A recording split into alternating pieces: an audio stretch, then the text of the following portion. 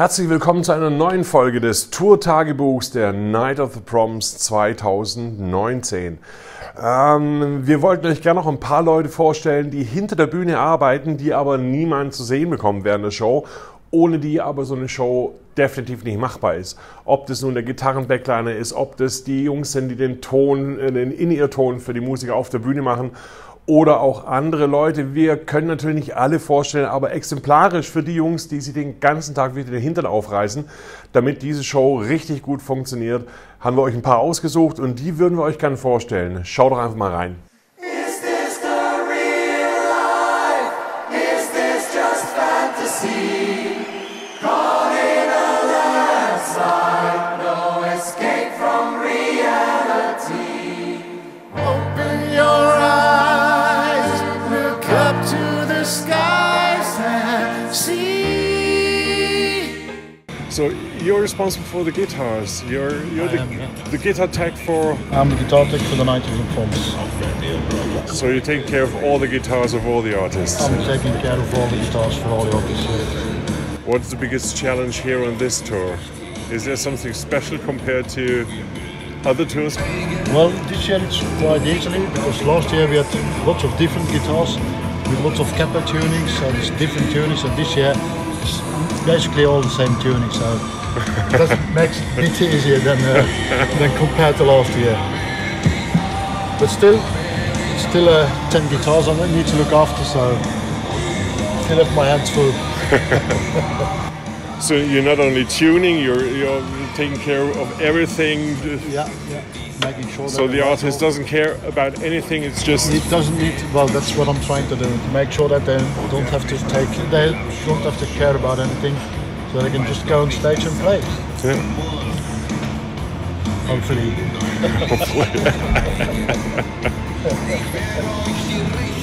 So how much time does it take every day for you to prepare your stuff here for the show? Well, as soon as I'm set up over here, it takes me about another 2 hours to get all the guitars ready there. Because I don't need to change the strings every day, but from time to time we need to change strings, and so it takes me a good 2 hours. Liverpool, yeah. Oh yeah, the best team in the world, mate. Die Hard fan, huh? Die Hard fan.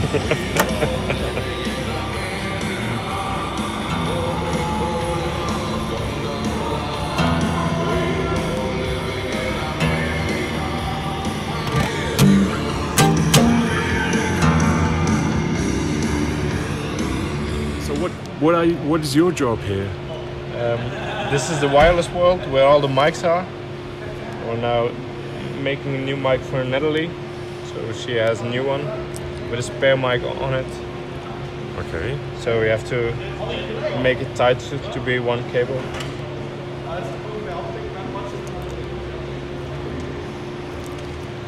So every artist has his own mic here? Yeah, and own microphone and all in-ear belt pack, so they can hear themselves. Yeah. So that's what happens here. They come here for the show, and then we hand out all the mics and the belt packs, and then they can start. Hopefully the right mic. So you're responsible for the sound that the artists hear on stage? That's right. Not entirely. What I do is I do the monitors for the orchestra and for Alexander. Okay. So what is the challenge here on the tour to do it for so many people? The thing is that you're on tour. For the most difficult part is to get it the same every day, because you're always in other locations and other halls. It makes it different. So the biggest challenge is to give the musicians the same mix every day, so they can play. Yeah. Can they individually choose what they want to hear? Well, they all have a device that is designed specially for us. Okay. Where they have 3 buttons, in which they can make their own mixes. Okay. The first button is the classical mix. The second button is the rock mix. And then they have a third with extras. They can choose, they can ask me to put stuff separate in the third mix. Okay. And then while they're playing, they can adjust it the way they want. Okay. Yeah. So I actually make sub mixes for them. Okay. Not for Alexandra. Okay. She she has the mix, one mix that I make, but I follow her and we communicate a lot during the shows. Yeah. And your colleague here is doing the band, and he's responsible for? Fred is doing the monitors for the artists and the band. Okay. And I'm doing the monitors for the orchestra and the choir and Alexander. Yeah. Too many buttons. It's a lot of buttons. It's 120 inputs. Okay. I have more than 40 outputs. Okay. So it's a big matrix system. Wow. Yeah, so we need a lot of time to check everything. Yeah. It's really important that every time we hear everything, every microphone, every sound from where it comes needs to be checked before the show, so that we are 100% sure when the show starts that we are cool. So, but it's nice. It's a big challenge, technical challenge. Okay. But that's why we're all here, because we really like the challenges. That's right. So you're responsible for the Christmas hats. I'm responsible for the Christmas hats, absolutely. So what are you doing here?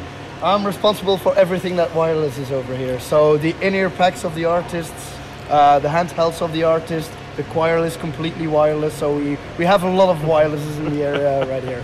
And I make sure that everything stays clean and okay. The reception is good and stuff like that. So you're the one I make nervous when I bring some camera teams in, huh? Yeah, absolutely. Absolutely. Okay, we're going to have one this night, but without any wireless. I'll make sure they're cabled. That's perfect. That makes my job a lot easier, man.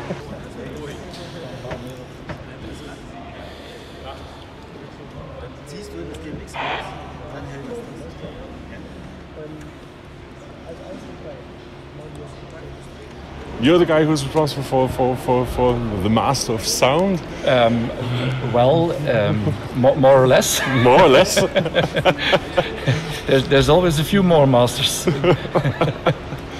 So, but you're responsible here for the main mixing, or? Yes, I'm responsible for the sound in the venue. Yeah. Actually, what the people will. So what is the biggest challenge here at the Night of the Proms compared to a normal concert? The amount of inputs. Yeah.